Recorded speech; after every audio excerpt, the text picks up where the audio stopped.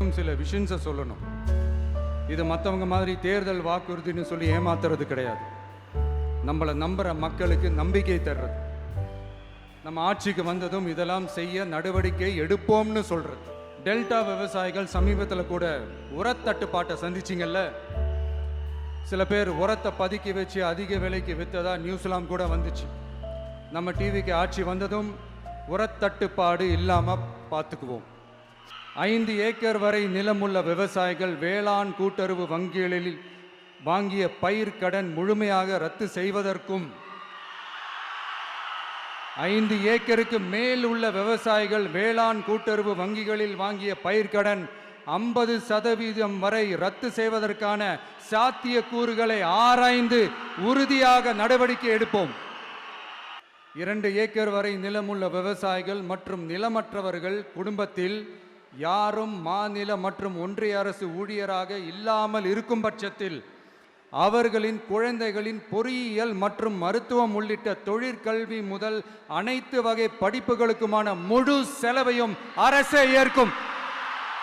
விவசாயிகளின் விருப்பத்திற்கு எதிராக எந்த திட்டமாக இருந்தாலும், ஒன்றிய அரசின் நெருக்கடியே இருந்தாலும் அந்த திட்டத்தை உங்களுடைய டிவிகே ஆட்சி முழுமையாக நிராகரிக்கும். எப்போதும் விவசாயிகளின் பக்கமே நம் ஆட்சி நிற்கும். கொள்முதல் நிலையங்களில் முறையாக நெல் மூட்டைகள் பாதுகாக்கப்படும். நெல் முளைத்து வீணாவதை பார்த்து கொண்டு நமது அரசு சும்மா இருக்காது. போதுமான கொள்முதல் நிலைய வசதிகள் ஏற்படுத்தப்படும்.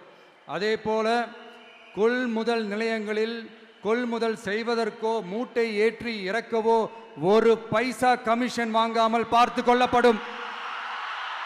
அப்படி கமிஷன் வாங்குவது யாராக இருந்தாலும் கடும் நடவடிக்கை எடுக்கப்படும். 500 ரேஷன் கார்டுகளுக்கு 1 ரேஷன் கடை. கிராமங்களிலும் எடையாளர் நியமிக்கப்படுவார். பெண் விற்பனையாளருக்கு பெண் எடையாளர், ஆண் விற்பனையாளருக்கு ஆண் எடையாளர் என்பது பின்பற்றப்படும். ரேஷன் கடைகளில் அரிசி தவிர அனைத்து பொருள்களும் பாக்கெட் செய்து விநியோகிக்கப்படும். மீனவர்களுக்கு ஒன்றிய அரசு சட்டப்படியான பாதுகாப்பை உறுதி செய்ய வேண்டும். அதற்கான உண்மையான உணர்வுபூர்வமான அழுத்தத்தை ஒன்றிய அரசுக்கு நமது டிவிக்கு அரசு கொடுக்கும். நான் மீண்டும் சொல்றேன்.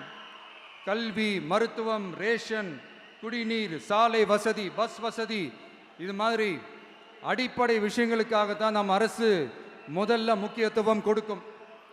எனக்கு நம்மளோட குழந்தைகள், நம்ம பெண்கள், நம்ம இளைஞர்கள் லைஃபுக்கு முன்னுரிமை கொடுக்கணும்.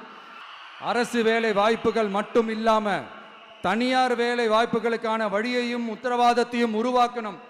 அப்படி நாம் உருவாக்கிட்டாலே அவங்களுக்கான ரூட்டை நம்ம இளைஞர்கள் அவங்களே தேர்ந்தெடுத்துப்பாங்க. இத்தனை கோடி அத்தனை கோடி ஒப்பந்தம்னு சொல்லி விளம்பரம் மட்டும் செய்யாம உண்மையான ஒப்பந்தம் போட்டு வெள்ளை அறிக்கை வெளியிட்டு அதை செயல்படுத்தினாலே போதும், எல்லாம் தன்னாலே நடக்கும்.